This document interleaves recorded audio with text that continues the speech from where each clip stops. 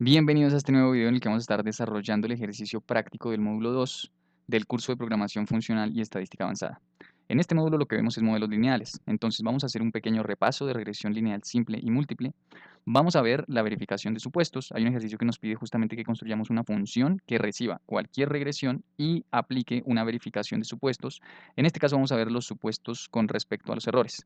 Normalidad de los errores, media cero de los errores, homocedasticidad y no autocorrelación de los errores. Después vamos a ver cómo podemos aplicar de manera iterada esta función sobre distintas bases de datos y también vamos a ver cómo hacer varias especificaciones de modelos de manera iterada, ¿sí? Queremos correr la misma regresión, pero resulta que queremos con 2 variables, después con otras 3, después 5 variables, después 7 variables. Bueno, vamos a ver cómo aplicar eso de manera iterada, ¿sí? Para no tener que correr cada una de las regresiones por separado. Y finalmente vamos a hacer un pequeño ejercicio de replicabilidad de un modelo logístico para pues adentrarnos en este mundo del modelo logístico, al menos saber cómo correrlos en R. Así que, pues, empecemos. Entonces, como siempre en los pasos previos, vamos a limpiar nuestro ambiente de trabajo con este comando de rmlist igual ls. Vamos a reasignar nuestro directorio de trabajo y voy a activar las librerías que vamos a necesitar. En este caso, tidyverse, tseries, lmtest y car. Estas últimas tres librerías son justamente librerías que contienen funciones que nos permiten hacer la verificación de supuestos de los modelos lineales. Voy a cargar los datos. Los datos fueron preprocesados en R. Yo los exporté con ese nombre, base n2.rdata. Para cargar un archivo que está en ese formato utilizamos el comando load y se carga con el nombre que tenía el objeto cuando fue exportado. En este caso tenía el nombre de base 1. Vemos rápidamente qué es lo que contiene eso y ahí tenemos 14 variables. En este caso tenemos los códigos a 2 y 3 caracteres de los países, el nombre del país, la fecha, los distintos años de medición. Y tenemos las variables de inflación, gasto del gobierno, índice para hacer negocios. Tenemos comercio, tenemos GDP per cápita, tenemos crecimiento del PBI, tenemos el gasto en educación del gobierno, tenemos el índice de Gini, tenemos la población rural, el porcentaje de población rural, y tenemos polarmin, que es una variable que tiene información sobre polarización política. Bien, o sea, esto es un panel de datos. Entonces, ¿qué pasa? Cuando tenemos un panel de datos, nosotros tenemos que hacer una regresión de panel o, en su defecto, separar ese panel de datos en los distintos años de los que tengo medición para tener bases de datos de corte transversal, es decir, distintas unidades de observación en el mismo momento del tiempo. Vamos a hacer eso, voy a crear un objeto que se llama base.year, ¿sí? Esta función split justamente lo que me permite hacer es separar una base de datos, que en este caso es base 1, a partir de la variable date, ¿sí? En una lista donde cada uno de los elementos de esa lista es una de las mediciones de cada uno de los años. Entonces voy a ejecutar este comando. Ahí tenemos base.year, tiene 22 elementos. Si quiero ver cuál es el primer elemento de esa lista, base year corchetes 1. Ahí vemos que el primer elemento son todas las variables y las unidades de observación que están en el año 2000. Si vemos la base 16, por ejemplo, es lo mismo, pero para el año 2015. Entonces lo que tenemos son la misma estructura de la base de datos para los distintos años en los que hay mediciones, ¿sí? El último, por ejemplo, es 2021. Ahí está. Listo. Entonces ya con esto podemos ahora sí iniciar el ejercicio de correr una regresión y verificar sus supuestos. El ejercicio 1 nos pide eso, nos pide, los modelos de regresión deben cumplir con ciertos supuestos para garantizar que los estimadores obtenidos son los MELI, el mejor estimador lineal insesgado. Son 4 supuestos respecto a los errores y 2 supuestos adicionales, uno con respecto a la no multicolinealidad y otro con respecto a la existencia de valores extremos. Estos últimos por ahora los vamos a dejar por fuera. Nos piden que creemos una función que reciba un modelo y verifique los supuestos respecto a los errores. El resultado debe ser una tabla con el resumen de las pruebas. Existen varios paquetes que permiten hacer eso. Yo te dejo las funciones que yo suelo usar. Entonces, las que solemos usar es para normalidad de los errores, este paquete tseries que contiene la prueba Harke-Vera. Para verificar que la medida es 0 vamos a utilizar simplemente un t-test, especificando que el parámetro contra el que tiene que comparar es mu igual a 0. Para homocedasticidad existe el paquete lmtest, el cual me permite hacer la prueba Breusch-Pagan. Y para autocorrelación, el mismo paquete de LMT me permite hacer la prueba de Durbin-Watson. Entonces, vamos a ver cómo funciona cada una de estas funciones y después hacemos la aplicación a partir de una función que creamos para que reciba cualquier regresión y ejecute las evaluaciones de estos 4 supuestos. Para simplificar el código que tenemos que escribir, voy a guardar un elemento base, que va a ser la primera base de datos de base year. Entonces voy a decir base year, corchetes 1. ¿Sí? Bien. Ahora, voy a crear un vector que contiene los nombres de las variables independientes. Le voy a poner de nombre vector. Una manera de hacer eso es, bueno, consultemos los nombres que están en base, ¿sí? Así no nos equivocamos al momento de escribir ese vector. Con los nombres ahí ya es más fácil seleccionar aquellas variables que yo deseo. En este caso va a ser inflation, gop spending, trade, GDP per cápita,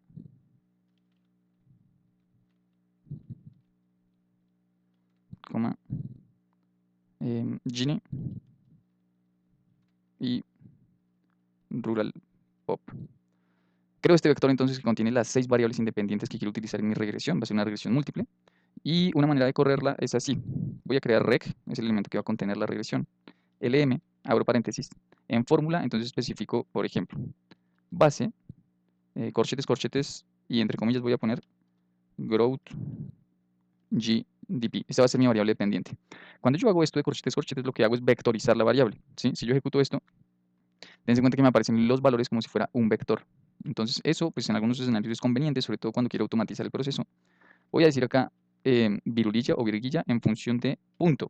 Cuando especifico esto de punto, lo que estoy diciendo es que va a hacer la regresión con esta variable dependiente en función de todas las variables que estén incluidas dentro de los datos. Que acá voy a poner data y entonces voy a especificar que la base va a tener que utilizar solamente o va a contener solamente aquellas variables que yo definí previamente en el vector, ¿sí? Lo hago con notación matricial. Si ejecutamos esto en este momento, vamos a ver que se va a correr la regresión de GoGP en función de las variables que están definidas acá en vector. Control Enter. Y ahí vemos nuestra regresión, o sea, ahí se creó el objeto rec que contiene una lista de 13 elementos. Si lo miramos, o una manera de ver el resumen, el resultado de esa regresión es con summary rec. Y ahí vemos entonces pues el resultado. En este caso es un modelo que pues ninguna variable fue significativa, en ese sentido no es un modelo muy bueno. Tiene un R cuadrado de 0.42, ¿sí?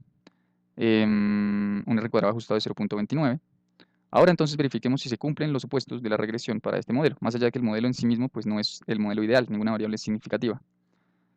Para eso entonces vamos primero a ver cómo trabajan las funciones que nos recomendaron. Entonces, normalidad de los errores. La idea es que los errores tengan una distribución normal. Para hacer eso nos recomiendan una función que es tseries, Harkevera test. Esta es la función, Harkevera. Harkevera recibe el vector de residuos. Entonces el vector de residuos está almacenado dentro de rec residuals. ¿Y cuál es la hipótesis nula de esta prueba? La hipótesis nula es que los errores efectivamente son normales. La hipótesis alternativa es lo contrario, que los errores no son normales. Entonces en este caso yo quiero un p-valor que me permita quedarme con la hipótesis nula. Control Enter. Y ahí tenemos un p-valor de 0.16. Es decir, es un valor mayor a un nivel de significancia del 0.05, por ejemplo. Así que puedo decir que al 95% de confianza los errores, la distribución de los errores es normal. Vamos a guardar esto como P, ¿sí? Control Enter. Y si revisamos P, a ver qué es lo que contiene, ahí tenemos, por ejemplo, pues el estadístico, el parámetro, el p-valor, method y data name. Es importante esto del p-valor porque pensando ya en la función que nos piden construir, pues a partir del p-valor es que yo puedo decir, bueno, este cumplió o no cumplió con el supuesto de normalidad, ¿sí? Así que es importante tener esto en cuenta por ahora. Vamos a crear un objeto Q ahora, que va a ser la prueba de media cero. Entonces la prueba de media cero lo voy a hacer con la función t.test, donde, ¿qué es lo que tengo que especificar acá? En X voy a especificar un vector, entonces voy a especificar justamente el vector de residuos, rec residuals.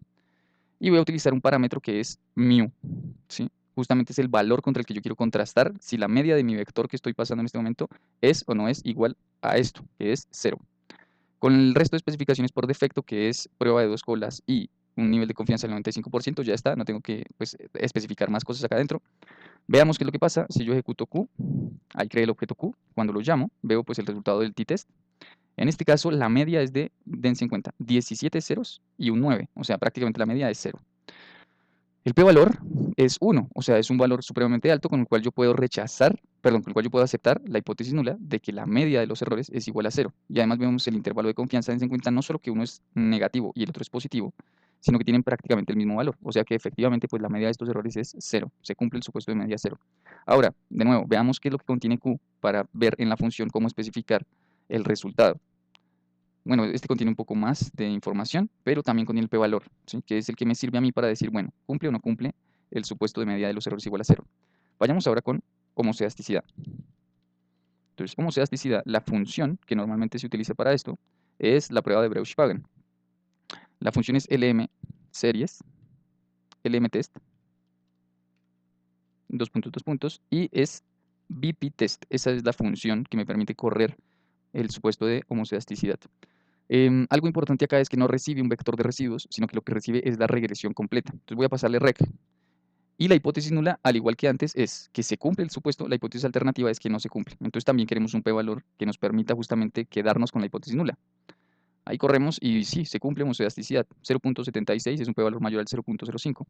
Veamos si sigue el patrón de las otras, pongámosle de nombre R. Veamos si también contiene el p-valor como para poder especificar dentro de la función algo que me permita decir si cumple o no cumple. Sí, efectivamente tiene el p-valor. Entonces a partir de esto podemos verificar el supuesto de homoelasticidad y como almacenar el resultado en una tabla. Y vayamos con el último supuesto de los errores, que es no autocorrelación. No autocorrelación. Para este supuesto está LM-test, dos puntos, y la función es DW-test, de Durbin-Watson. Incorporo entonces allá adentro el elemento rec, que es pues, la regresión completa. Lo voy a guardar como S. Control Enter. Ahí tenemos ya almacenado S. Veamos si también contiene algo como el p-valor o algo así. Sí, también p-value. Y por suerte todos se llaman igual, todos se llaman p.value. Entonces con esto podemos trabajar para crear esa función de manera tal que yo le doy cualquier regresión y ella se encarga de evaluar si se cumple o no se cumple estos 4 supuestos. Vamos entonces acá. Creación de función. Entonces, le vamos a poner supuestos errores y la creamos con function, donde ¿qué es lo que tiene que recibir? Una regresión lineal. Entonces, acá puede ser cualquier nombre, yo le voy a poner de nombre LM. Pongo corchetes para generar el cuerpo de la función. Y entonces voy a utilizar esto que ya corrí, que está para valores concretos y que yo sé que funciona bien, entonces lo voy a generar o sea, lo voy a copiar y lo voy a pegar acá adentro y tengo que verificar pues de poner qué me sirve y qué no me sirve dentro de esta función. Entonces en este caso estos valores de p-value no los vamos a tener en cuenta todavía, ¿sí? Me voy a quedar con los elementos que se guardan con las pruebas.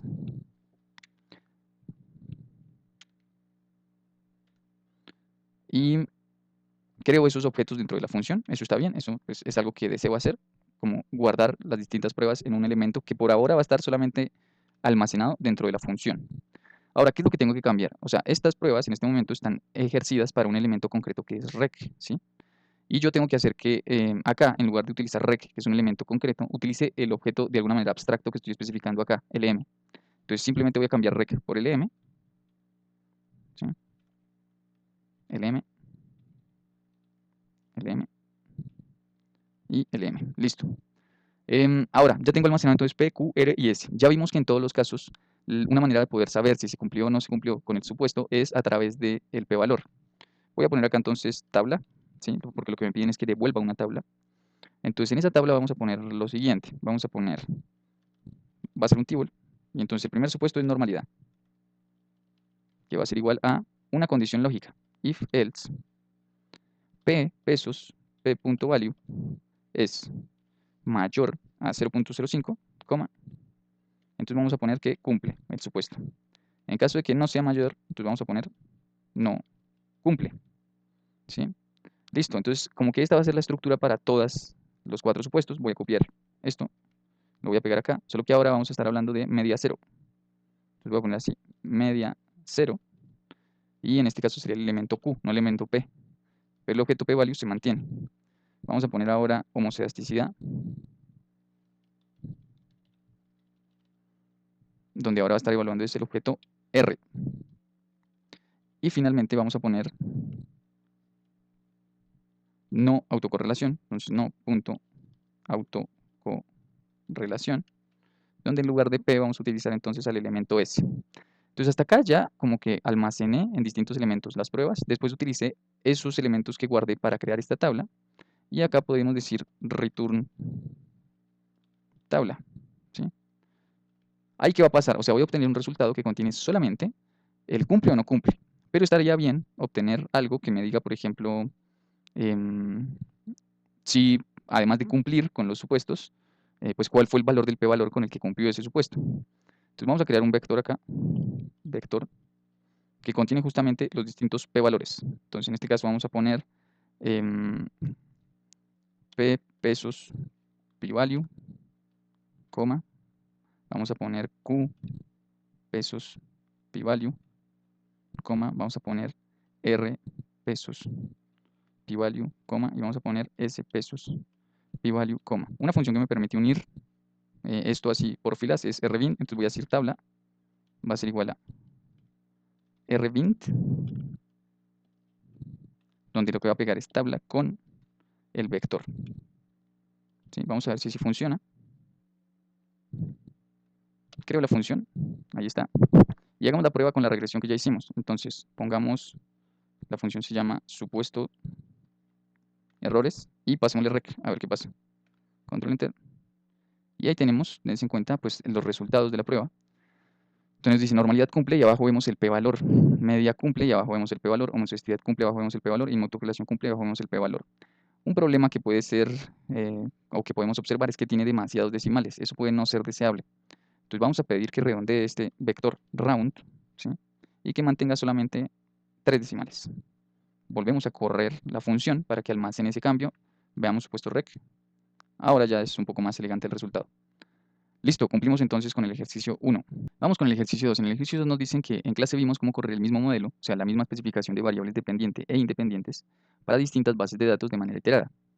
Nos piden que nos animemos a generar un proceso iterado en el que apliquemos distintas especificaciones de modelos sobre la misma base de datos. Y pues nos copian la función y el proceso iterado que utilizaron para el mismo modelo en distintas bases, ¿sí? Veamos cómo es esa función que nos están dando, ¿sí? Es una función pues creada ahí durante la clase. Se llama regresión mul, ¿sí? Es justamente una función que lo que busca es como generar un resumen de una regresión múltiple. Lo que recibe la función es un data frame, una variable dependiente, y un vars, que acá lo que tengo que poner es justamente un vector con variables independientes. Entonces lo primero que hace la función es correr la regresión, ¿sí? Ten en cuenta que es una estructura muy similar a la que utilizamos antes, donde utilizamos df, corchetes, corchetes, el nombre de la variable dependiente en función de punto, y acá en data especificamos el data frame y que se quede solamente con aquellas variables que están definidas en vars. Entonces este p pues no es nada extraño, simplemente corre la regresión. Después guarda el resultado o la manera de ver el resultado de la regresión, que es el summary, o sea, guarda el summary de p en un elemento q. Y por último crea una tabla resumen, ¿sí? Entonces acá vemos que crea un table donde los nombres son los nombres de las filas que están en un elemento que está dentro de q, que es coefficients. Y acá entonces este 2 puntos y la longitud del vector de variables más 1 es para obtener solamente los nombres de las variables independientes. La estimación pues me muestra cuál fue el valor de la estimación para cada una de esas variables independientes. Acá me muestra el p-valor de cada una de esas variables independientes. Me muestra el r cuadrado de la regresión y después hace con un mutate una variable que se llama significatividad, que simplemente evalúa el valor del p-valor, que ya está creado acá previamente, para decirme si es significativo o no significativo. Y pues me da un return, acá me da una devolución, o sea, de lo que devuelve es la tabla. Entonces creemos esta función, ¿sí? Control Enter. Y veamos entonces cómo trabaja. O sea, acá hagamos una prueba con la base que ya tenemos, base, donde pues la variable dependiente es GDP, y veamos si funciona con estos 3 elementos de variables independientes. Control Enter. Y vean, pues está bastante bien la función. O sea, lo que me dice es, bueno, estos son los nombres de las variables independientes que tú utilizaste. La estimación, el valor de la estimación fue este. O sea, en el caso de inflación, el incremento en el crecimiento del GDP sería del 0.01, si se incrementa en un 1% la inflación. En el caso del comercio, pues si incrementamos la apertura comercial en un 1%, el crecimiento se acelera en un 0.02 y con el gasto del gobierno en un 0.08. En esta regresión solamente las últimas dos fueron significativas. Acá tengo la significatividad de las últimas dos y el r cuadrado fue el 0.31. Bueno, entonces lo que nos piden es generar, o sea, utilizar esta función de regresión mul para generar un proceso iterado donde yo obtengo el mismo resumen, ¿sí? Un resumen parecido, pero corriendo distintas especificaciones de modelo. O sea, lo que voy a cambiar es que voy a cambiar acá el conjunto de variables independientes. Entonces, para resolver eso, pongamos, bueno, un vector 0 que contiene las siguientes variables. Quedémonos con las que ya están especificadas acá. ¿Sí? Quedémonos con estas variables. Control C y Control V. Ahora, queremos un vector 1. El vector 1 va a contener, además de lo que está en vector 0, va a contener edu spending, que es como el gasto en educación del gobierno, y va a contener rural pop. Vamos a crear un vector 2 que va a contener esto que ya teníamos acá y va a contener también una variable que es polarmin, ¿sí? De polarización política. Finalmente utilicemos vector 3 y lo que vamos a hacer es que va a ser lo mismo que está en vector 2, pero le vamos a agregar una variable más que es gine, ¿sí? Entonces dense en cuenta, o sea, yo acá tendría que, si no hiciera un proceso iterado, pues correr 4 veces el LM con estas 4 especificaciones, lo cual no está mal porque pues esto es mucho de probar y ajustar. Pero si yo, por ejemplo, ya sé más o menos pues, cuáles son las variables y quiero verificar si esas variables cómo se comportan en mi modelo, pues podría hacer lo siguiente. Creo estos 4 vectores que contienen los 4 tipos de especificaciones que quiero. Todo esto es para explicar el crecimiento del GDP. Bien, entonces ahora lo que vamos a hacer es que vamos a utilizar regresión mul, pero dentro de un proceso iterado para que se haga sobre la misma base las 4 especificaciones distintas. Voy a poner acá entonces regresiones, así se va a llamar el elemento. Y entonces vamos a utilizar la función map, pero vamos a hacer una map 2, así vamos a utilizar en este caso la función que me permite hacer procesos iterados en punto X. Entonces voy a especificar en una lista, voy a almacenar estos 4 vectores. Entonces voy a poner vector 0, vector 1, y en esa lista entonces quedan los 4 vectores que contienen las distintas especificaciones de modelo. ¿Por qué lo tengo que especificar eso en punto X? Porque justamente punto X es el elemento o sea, es el argumento que contiene los distintos elementos de iteración. Entonces primero va a tomar vector 0, va a hacer el proceso, después va a tomar vector 1, va a hacer el proceso, y así sucesivamente con los 4 elementos que están en punto X. En punto Y voy a poner un segundo vector de iteración, que es para saber justamente el resultado de la variable a cuál de las regresiones pertenece. Entonces voy a poner los nombres de 0, 1. En la tabla entonces voy a agregar este punto Y para saber justamente la variable a cuál de las especificaciones pertenece. Y finalmente entonces ya entramos en el proceso con punto F. Entonces voy a poner esta virguilla o virulilla y este corchete que me permite a mí cierta flexibilidad al momento de especificar el código del proceso que quiero generar. Y simplemente va a ser regresión mul, ¿no? Eso es lo que vamos a correr, regresión mul. En DF entonces nos dijeron, misma base de datos, distintas especificaciones, por lo tanto DF es fijo, base, coma. En bardep, o sea, lo que estamos haciendo es modificar las variables independientes, pero la variable dependiente va a ser siempre la misma. Va a ser growth GDP. Y en bars, que es el otro argumento de regresión mul, vamos a poner en este caso punto X. Es decir, tiene que correrse primero con los elementos de vector 0, después con los elementos de vector 1, después con los elementos de vector 2 y así sucesivamente. Ahora, me voy a conectar con un mutate que se llame vector, ¿sí? Y vector va a ser igual a punto Y. Es decir, voy a saber si lo que estoy viendo, el resultado que estoy viendo corresponde al vector 0, al vector 1, al vector 2 o al vector 3. Y para mantener un orden en el resultado voy a relocalizar esa variable, relocate, voy a decir que vector esté punto before, o sea, antes de nombres, ¿sí? Que nombres es la primera columna que me aparece a mí en el resultado de regresión mul. En nombres es lo primero que me sale, entonces acá me va a salir la columna vector con 0, 1, o sea, con lo que corresponda respecto a qué regresión corresponde. Corramos regresiones, control enter, ya se corrió, no me salió ningún error. Cuando uno utiliza esta función map, automáticamente el resultado se almacena en una lista. Entonces veamos, regresiones, control enter, y ahí tenemos las distintas tablas, vean. Entonces este fue el resultado del vector 0, que ya lo habíamos visto, las dos últimas eran significativas, la primera no. Este es el resultado de la segunda especificación, donde ahora trade y GovSpending son significativas, el resto no son significativas. Vamos a la tercera, se mantiene la significatividad de trade y GovSpending a la medida que uno agrega variables, ¿sí? Y veamos la última ninguna significativa. Al incorporar el Gini, pierde la significatividad trade y pierde la significatividad el gasto del gobierno. Ahora, esto en una lista puede ser útil, es decir, yo puedo como justamente querer almacenar todo así, separadito, en elementos de una lista, pero en caso de que no, yo lo que puedo hacer es juntar esto, como tiene la misma estructura, juntarlo por filas, regresiones, y utilizo un comando que se llama bint rows. En este caso lo que vamos a hacer es que todos los resultados de regresiones van a quedar en la misma base de datos. Control Enter, ya se corrió, y si vemos regresiones, ahí está, dense cuenta, ahora está todo pegado, ¿no? Bueno, pues con esto estaría resuelto el punto 2, que era correr distintas especificaciones de modelos sobre la misma base de datos. Vayamos entonces al último punto, o al punto 3. Bueno, el punto 3 se sale un poquito de los modelos que estamos viendo y de los procesos iterados que estamos viendo, y nos dice, existe un paper, ¿sí? En el que buscan generar evidencia sobre la discriminación racial en el ámbito laboral. Generaron CVs falsos, pero con características que permitían al empleador darse cuenta si el postulante era pues, de color negro o de color blanco. Bien. Por suerte, dejaron toda esa información a disposición para replicar el análisis. Entonces, usando la base Resume CSV, que la van a encontrar el enlace en la descripción del video, estima dos modelos logísticos. La variable dependiente es Received Callback, o sea, si la persona recibió una llamada por haber enviado su CV, en donde en primer lugar, o sea, la primera especificación que tengo que hacer es usando las variables independientes, años de experiencia, años de escolaridad y raza, ¿sí? Dense en cuenta que pues años de experiencia y años de escolaridad, pues esperaría uno que sean las únicas cosas en las que se fijan al momento de contratarlo a uno. Y el segundo modelo, usando como variables independientes, la ciudad a la que pertenece, los años de experiencia, si la persona tuvo honores o no en su carrera, y también race. Entonces simplemente es especificar dos modelos logísticos. Después nos dicen cuál es el mejor según el AIC.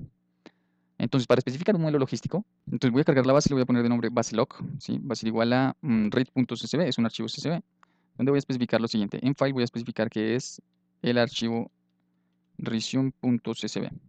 Control Enter, ahí se cargó baselog. Vamos entonces a pedirle un glimpse, o sea, queremos ver qué es lo que contiene base.loc. Control Shift M, glimpse, Control Enter. Ahí vemos son 30 variables, 4870 filas, o sea, 4870 simulaciones de CVs y pues 30 variables que contienen la información importante o que los investigadores querían resaltar respecto a esas 4870 personas. Bueno, ahí tenemos, pues, vemos que está todo bien. Nos piden utilizar en la primera estimación la variable dependiente es esta, received callback, y nos piden especificar con años de escolaridad, con años de experiencia y con race. Nos piden utilizar esas tres variables para la primera especificación. Entonces vamos a hacerlo. Vamos a poner modelo 1. Entonces, le voy a poner así, modelo 1. Va a ser igual a que, cuando yo quiero especificar un modelo logístico donde mi variable dependiente es categórica, yo tengo que utilizar la función GLM de Generalized Linear Models. En la fórmula, entonces voy a especificar la relación entre las variables. En este caso, la relación entre las variables es received callback, ¿no? Que es que recibió o no recibió la llamada, que va a estar en función de years college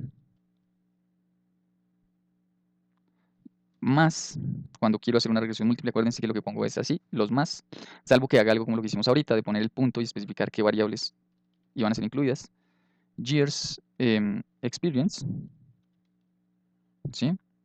Y finalmente, la otra variable es race, coma, en data, entonces especifico pues en dónde están los datos, que en este caso es base.loc. Y finalmente, en family, tenemos que poner el siguiente argumento, que es binomial, para justamente calcular una regresión logística donde nuestra variable dependiente es una variable categórica de dos niveles. En este caso es recibió o no recibió la llamada. Ahora, si nosotros nos fijamos en el tipo de variable que es received callback, ten en cuenta que es un valor numérico, integer, que contiene ceros y unos. Si bien, pues debería trabajar sin problema al momento de ejecutar esto, es conveniente pasarla a factor. Entonces vamos a poner acá as.factor. ¿Sí? Y la otra variable que también es categórica, que sería conveniente pasarla a factor, es esta de raíz. Vamos a poner as.factor, ¿sí? Para que la incorpore como si fuera categórica. Vamos a correr el modelo 1. Ahí se corrió, o sea, no me salió ningún error, todo bien. Y si pedimos el summary de modelo 1, control enter, ahí tenemos el resultado. Dense en cuenta que pues, la variable significativa para tratar de explicar justamente pues, si recibes o no recibes una llamada es Years Experience por sobre Years College. O sea, Years College no es significativa, no importa cuántos años tengas de estudio, importa más tu experiencia. Y dense en cuenta que hay significatividad en si eres blanco, en la probabilidad de recibir una llamada. ¿Sí? Ellos justamente utilizaron este paper para demostrar que existía ese tipo de sesgo. Y es que los blancos, pues hay una mayor predisposición a que reciban una llamada en este ámbito laboral. Por último, algo que me informaron o que me dijeron que era importante era el AIC. ¿Sí? Acá está el AIC, que lo que significa es criterio de información de ACAIC. Lo que me dicen respecto al criterio de información de ACAIC es que yo me tengo que quedar con aquel modelo que tiene un menor criterio de información de ACAIC. ¿Sí? Este es como el que me muestra la bondad de ajuste del modelo. Entre menor sea el criterio de información de ACAIC, mejor es el modelo. Ahora, ¿cómo se interpreta esto? Bueno, no vamos a abordar mucho por ahora la interpretación.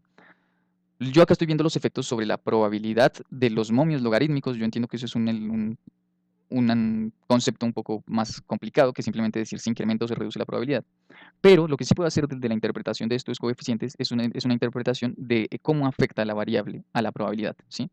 Entonces, en este caso, es decir, yo no puedo decir que se incrementa la probabilidad en 0.03 si se incrementa en un año la experiencia, pero sí puedo decir que la experiencia incrementa la probabilidad de ser llamado, ¿sí? Así, simplemente de manera cualitativa. Igual con white, ¿sí? Es decir, ser blanco incrementa la probabilidad de ser llamado. No puedo decir que la incrementa en 0.43, para eso tengo que aplicar una transformación, pero simplemente voy a decir pues, que estas afectan positivamente la probabilidad de ser llamado, mientras que, bueno, en este caso Years College la afectaría de manera negativa, o sea, reduciría la probabilidad de ser llamado, pero como no es significativa, pues no hace falta incorporarla o hacer esa lectura. Ya especificamos el modelo 1, ahora especificamos el modelo 2. Modelo 2, entonces, vamos a copiar lo que ya pusimos en modelo 1, ¿sí? Vamos a cambiar modelo 1 por modelo 2, y nos piden otras variables, entonces revisemos cuáles son las variables. Acá están, Job City, copiemos esto, Control C, y cambiamos nuestras variables independientes por esto, que sería Job City, o sea, la ciudad del trabajo, los años de experiencia que ya estaban, los honores, que pues es una nueva variable, y race, que también ya estaba, ¿no? Acuérdense que esto yo tengo que separar todos por más, ¿sí? En la especificación. Estas comas no me sirven son los más. Y vamos a tener el cuidado que tuvimos antes. O sea, esta ya está en tipo factor, es una variable categórica. Vamos a JobCity pasarlo también a as.factor.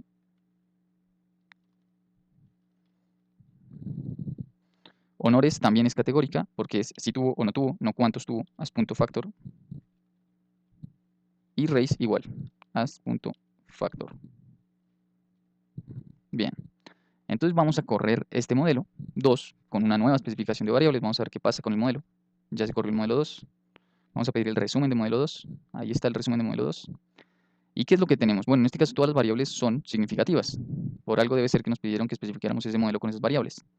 Entonces dense en cuenta, si la persona está en Chicago, se reduce la probabilidad de ser llamado. Si la persona tiene años de experiencia, se incrementa la probabilidad de ser llamado. Si la persona además tuvo honores, se incrementa la probabilidad de ser llamado. Y si la persona es blanca, se incrementa la probabilidad de ser llamado. Vayamos a CAIC. Miren, el AIC en este caso es mayor al anterior. ¿Sí? Si lo comparamos con el AIC del modelo 1. En este caso tenemos un 2701 en el modelo 1 y en el modelo 2 tenemos 2677. ¿Sí? Entonces este modelo 2 me diría que me tendría que quedar con este modelo 2. Lo cual tiene mucho sentido porque además acá todas las variables son significativas. ¿Sí? Eso es deseable, sobre todo en un modelo logístico. Bueno, pues ya estimamos los dos modelos. A partir del criterio de información de acá sabemos que el modelo 2 es el mejor modelo entre el modelo 1 y el modelo 2. Y pues con esto damos por culminado este práctico del módulo 2. Bueno, espero que les haya gustado. Si quieren sumarse y seguir viendo contenido como este, pues suscríbanse, así no se pierden ningún video. Nos vemos en la próxima.